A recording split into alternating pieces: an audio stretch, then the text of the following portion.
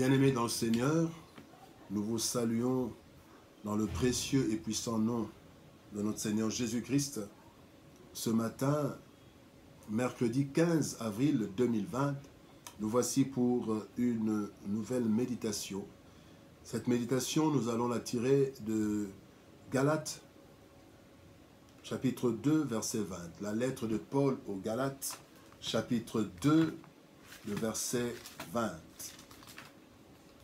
Galates 2,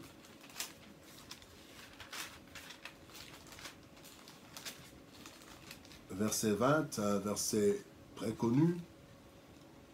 Galates 2, 20 nous dit « J'ai été crucifié avec Christ, et si je vis, ce n'est plus moi qui vis, c'est Christ qui vit en moi. Si je vis maintenant dans la chair, je vis dans la foi au Fils de Dieu, qui m'a aimé et qui s'est livré lui-même pour moi. Je vis dans la foi au Fils de Dieu. Et ce n'est plus moi qui vis, c'est Christ qui vit en moi. » Le thème de notre méditation de ce matin, c'est « Laissons Christ vivre en nous ». Laissons Christ vivre en nous. L'événement de Pâques que nous venons de célébrer le dimanche 12, c'est un événement, bien-aimé, qui ne s'arrête pas à la célébration, mais c'est un événement qui a eu lieu à Golgotha, il y a près de 2000 ans, mais un événement qui a un impact éternel. L'œuvre de Christ nous sauve à partir de la vie terrestre jusque dans l'au-delà. Voilà pourquoi la Bible dit, dans 1 Jean chapitre 5, verset 12, « Celui qui a le Fils a la vie éternelle. » La vie éternelle commence à partir du moment où nous avons reçu Jésus-Christ comme Seigneur et Sauveur. C'est là que commence la vie éternelle. Et cette vie éternelle, accepter Jésus, devenir chrétien, ce n'est pas seulement attendre des bénédictions, ce n'est pas d'abord une vie de bénédiction, ce n'est pas d'abord une vie de victoire sur la terre, ce n'est pas d'abord une vie de prospérité sur la terre, c'est d'abord une vie de conformité à la vie de Christ. Et tout le reste vient après. Voilà pourquoi la Bible dit, cherchez d'abord le royaume de Dieu et sa justice, et toutes les autres choses. Malheureusement, très souvent, nous suivons d'abord les autres choses et nous espérons que la justice viendra après. Non, nous devons chercher d'abord le royaume des cieux. Bien-aimés, à la croix de Golgotha, une ordonnance a été signée. Cette ordonnance, c'était l'ordonnance de notre libération. C'était l'ordonnance de notre passage de la vie des ténèbres à la vie des lumières. Mais dans les ordonnances, généralement, à la fin d'une ordonnance d'un chef de l'État, du roi, du chef de l'État, il est écrit « Telle personnes sont chargées de l'exécution de cette ordonnance qui entre en vigueur à la date de sa signature. » Bien-aimés, à la date de la signature, quand Christ est mort, l'ordonnance a été signée et nous avons été libérés à la croix. Et quand Christ est ressuscité, il y a eu la proclamation ou la lecture officielle de cette ordonnance. Nous avons été officiellement libérés. Mais il faut que dans la vie aujourd'hui, que cette ordonnance soit exécutée. Et la vie du chrétien, c'est l'exécution de l'ordonnance de Golgotha. Bien-aimés, nous devons laisser Christ vivre en nous. Paul est en train de dire, j'ai été crucifié avec Christ. À la croix de Golgotha, la croix n'était pas destinée à Christ, la mort n'était pas destinée à Christ, la mort nous était destinée parce que c'est nous qui avions rompu le contrat avec le Père. Et c'est nous qui devrions être à la croix, à la place de Jésus. Et Jésus a pris la place, et donc par la foi, nous sommes morts avec lui à Golgotha. Nous sommes morts avec lui à Golgotha, et nous ressuscitons avec lui pour vivre cette nouvelle vie. Et cette nouvelle vie, nous sommes incapables de la vivre. Il faut donc laisser Christ vivre en nous. Et il y a 3 raisons pour lesquelles nous devons laisser Christ vivre en nous. La première raison, pourquoi je dois laisser Christ vivre en moi, c'est parce que je suis incapable. Nous sommes incapables de gérer notre vie nous-mêmes. Nous sommes incapables de gérer notre vie. La vie a tellement des imprévus, a tellement d'aléas que nous sommes incapables. Nous sommes de ceux qui avons été païens. Nous vivons au milieu des ténèbres. Nous n'avons pas connu Christ. Nous n'avons été loin de Dieu, où nous vivons avec des personnes qui sont loin de Dieu et nous ne savons pas gérer. Ceux qui nous apprennent comment vivre dans le monde, ils ne nous l'apprennent pas nécessairement comme Christ. Et donc, nous sommes incapables de gérer notre vie nous-mêmes. La Bible nous dit, dans Hébreux chapitre 4, verset 15, « Car nous n'avons pas un souverain sacrificateur qui ne puisse compatir à nos faiblesses. » Jésus compatit à nos faiblesses. Il connaît les faiblesses de gestion. Très souvent, nous voyons les gouvernements et nous disons qu'il y a mauvaise gouvernance. Eh bien aimé, nous avons aussi une mauvaise gouvernance de nos vies.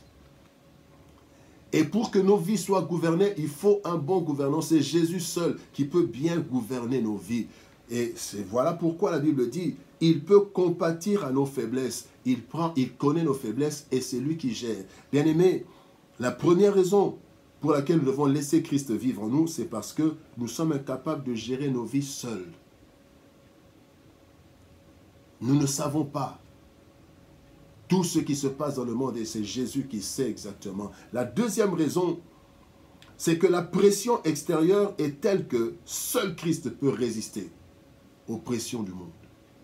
Christ dit à ses disciples dans Jean chapitre 16, verset 33, « Vous aurez des tribulations dans le monde, mais prenez courage, j'ai vaincu le monde. » Qui a vaincu le diable à part Jésus? Qui a vaincu le monde à part Jésus?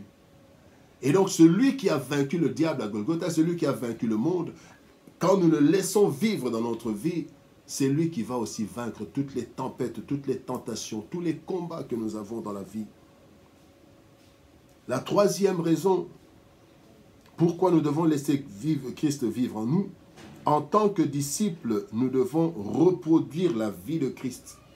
Car la mission de Christ, à part que c'était l'accomplissement, mais maintenant, jusqu'à la fin des temps, c'est l'application et l'exécution de l'œuvre du Christ. Nous sommes l'application de l'œuvre de Christ. Nous sommes l'application, l'exécution de l'œuvre de Christ.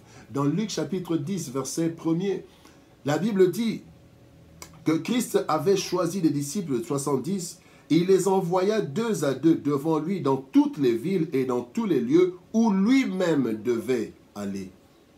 Bien-aimé, Christ doit aller évangéliser. Christ doit aller faire telle chose dans la vie. Et maintenant, Christ nous délègue. C'est lui qui doit faire ce travail. Et ainsi, nous devons le laisser vivre dans nos vies afin d'évangéliser, afin de faire le bien, afin d'annoncer la parole du Seigneur. Comme je l'ai dit au départ, l'ordonnance a été signée et ce sont des disciples qui sont chargés de l'exécution. On dit tel est chargé de l'exécution. Et dans l'exécution, dans l'ordonnance de Christ à Golgotha, l'ordonnance de Golgotha dit toutes les dispositions antérieures sont abrogées, mais aussi les disciples sont chargés de l'exécution de cette ordonnance, de cette loi qui entre en vigueur à la date de sa signature, faite à Golgotha. Bien-aimés, nous devons donc aller. Nous devons, par la qualité de notre vie, nous devons, que les autres doivent voir, par le changement de notre vie, doivent constater qu'effectivement, à Golgotha, il y a eu quelque chose. Une ordonnance a été signée et nous sommes l'exécution de cette ordonnance. Chaque jour, les hommes doivent voir que réellement, Christ a libéré à Golgotha. Ainsi, quand nous vivons libérés de nos anciennes passions, libérés de nos anciennes habitudes, le monde verra que réellement, il y a eu une ordonnance signée à Golgotha. Et comment faire? Nous allons terminer par cela. Comment faire pour que la vie de Christ, pour que Christ vive en nous?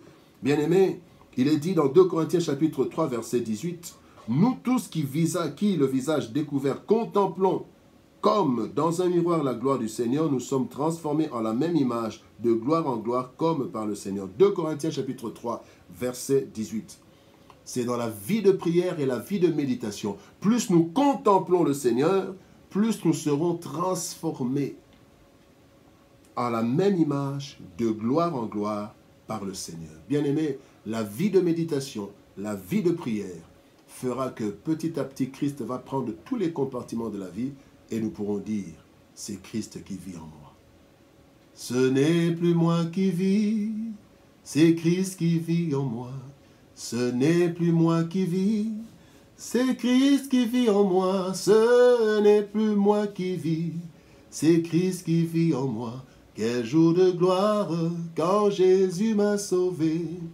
Jour de gloire quand Jésus nous a sauvés et nous devons laisser Christ vivre en nous. Que Dieu vous bénisse et à demain pour la prochaine méditation. Bonne journée et que la grâce de Dieu soit sur chacun et chacune de vous. Amen.